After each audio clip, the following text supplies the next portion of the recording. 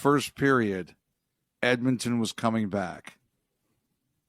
Ron McLean could put his hand up.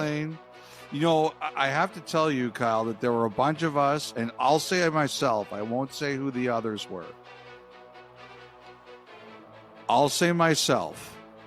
I am generally optimistic. I thought Edmonton was done. There were others who are generally optimistic who thought Edmonton was done. And to their credit, they tied it. They went ahead. Like, the emotion swings were crazy.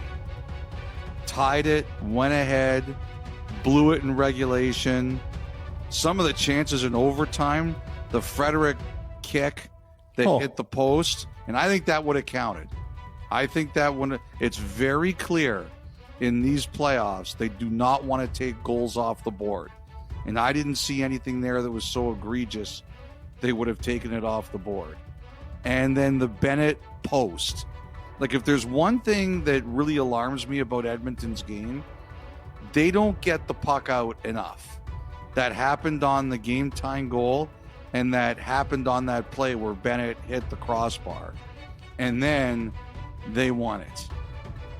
I did not think Edmonton was coming back in that game. I just looked at Florida and the way they played, and I thought they were done in this game.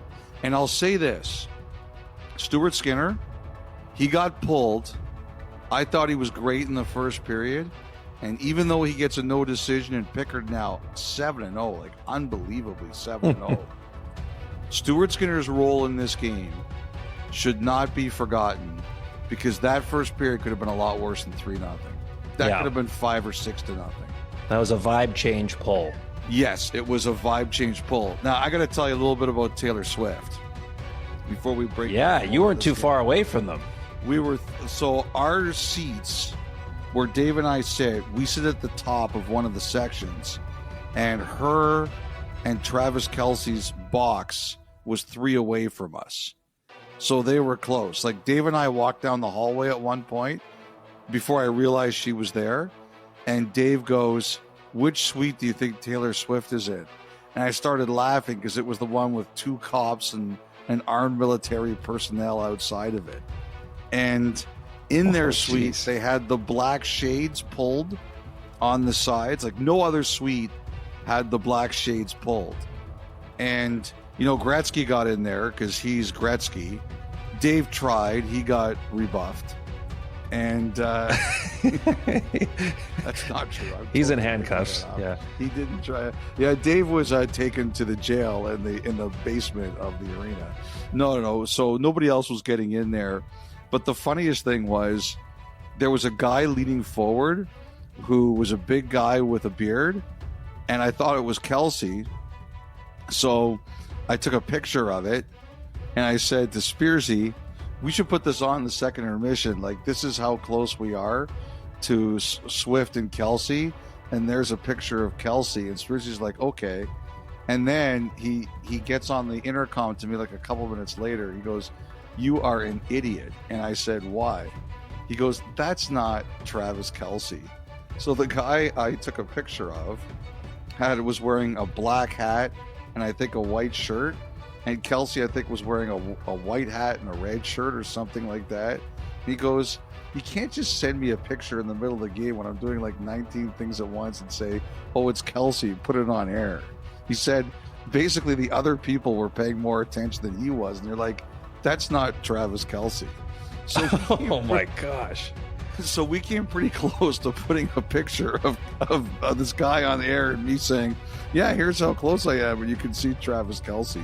So thank you to the other people in the control room who were paying attention.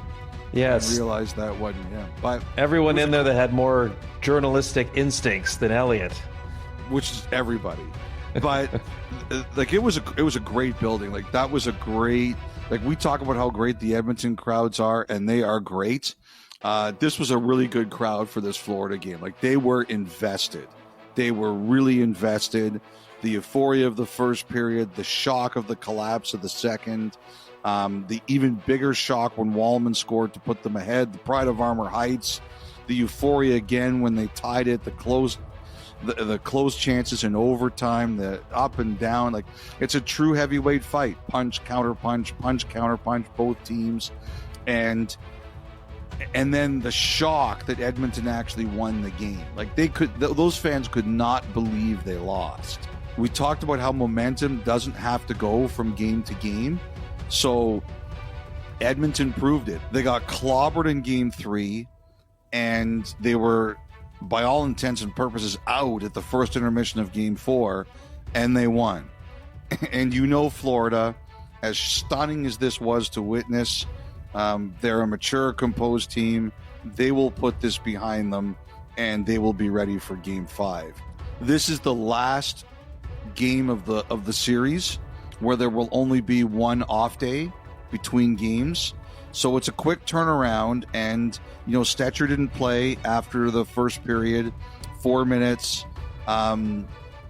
Edmonton was going short, but that's what you do at this time of year. The one thing I did want to say was, I believe it was Jake Wallman who pointed out that Corey Perry spoke up in the first intermission. I heard it was, I don't know if it was exactly the same as McDavid post game 2 last year in the final, but I heard it was pretty close. It was like, it was one of those, what the bleep are we doing out there speeches. I heard it was very calm before the overtime. It was kind of like along the lines of, hey, if we would have thought we would have been in this position after the first period, we gladly would have taken it, kind of thing. So I think they were calm. But like I said, I don't think it was on McDavid level of game 2, but I heard Perry was, in only the way Corey Perry can, not far off as angry as McDavid when we saw him last year in the Amazon dock. Well, they dug in from that point on, that's for sure. I lost count of the amount of Craig Simpson oh mans as that game wore on. That's how wild game 4 was in Florida. Epic. It's been an epic series, 3 out of 4 in overtime, 1 stinker of a game, and it's just fantastic hockey. No sweeps this year in the playoffs. We already knew that. No sweeps. 7 series that will end in 5 games, and now we're either going to get 5 6s and 3 7s, or 4 and 4. That's the way we're gonna finish up.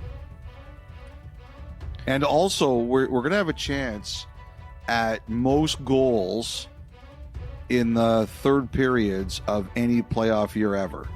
They're getting close to the record. There's been some incredible finishes all playoff long, and the exclamation point has been 3 of the 4 games in this Stanley Cup final here. So the Calvin Pickard, Stuart Skinner dynamic, it was almost symbolic, during warm-up when Pickard comes over to Skinner's defense with Vanacek in his space there during warm-ups. And as he was saying to Gene Principe in the